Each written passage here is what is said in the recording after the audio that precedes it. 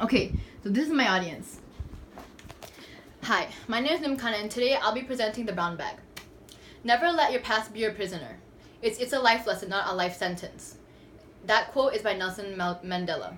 Today I brought 3 items in that represent 3 stages of my life. You must learn from your past and your present in order to understand what's around you and to benefit the future. I'm going to start with my past. My first item is a white watch. The white represents ignorance and innocence, and the watch itself represents how materialistic I used to be. Growing up, I was raised in a very big household in a very nice house. My parents made sure that me and my siblings never had a lack of anything. They always brought the newest technology, the newest toy, or whatever pet we wanted. However, my parents would always talk about how hard their childhood was. But honestly, as a child, I never really took it seriously. I was just like, okay, whatever. But I remember my dad's favorite story to tell was about his childhood. It was about when he was a child. He used to live in a mud brick house with six of his siblings. He told me that each of them would have one pair of pants and a shirt, and some of them wouldn't even have shoes. That's what he said. And whenever they would get a toy, they would all have to share. And that's what he would tell me all the time, And as a child, I was just like, okay, that's your problem, That's just the way you grew up. I never really took it, for myself that, it's something I have to worry about. I always thought that I have a straight path ahead of myself and I'm already set, I never have to, get really help from anyone. And that was just my mindset, only caring about myself.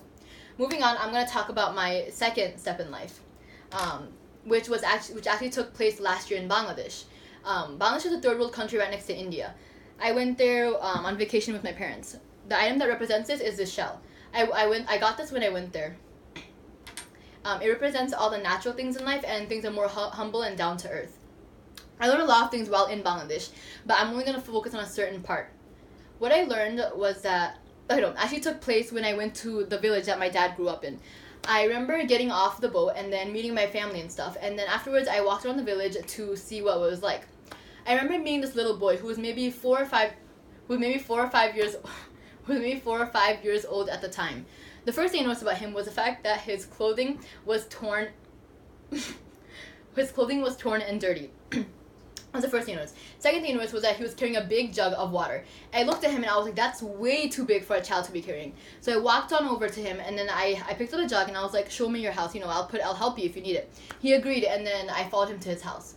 The third thing I noticed when I got to his house was that his entire house was the size of my room. Okay?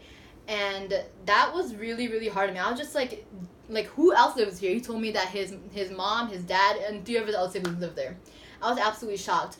The walls were made of mud brick and the roof was made of straw. And every time it rained, the rain would trickle down onto the floor.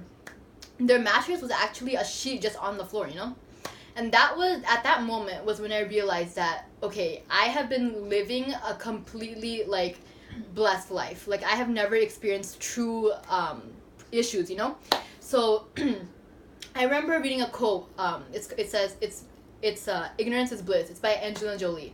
I remember seeing that, and that's really true. Before, I just didn't care, I just be like, okay, everything's about myself, there's no problems. There's no problems that I have to worry about. But after seeing the child, I was like, okay, there's so much more stuff for me to worry. Even if I'm happy, there's so much more for me to be worried about, So now, I'm going to move on to the third step of my life, which is my future.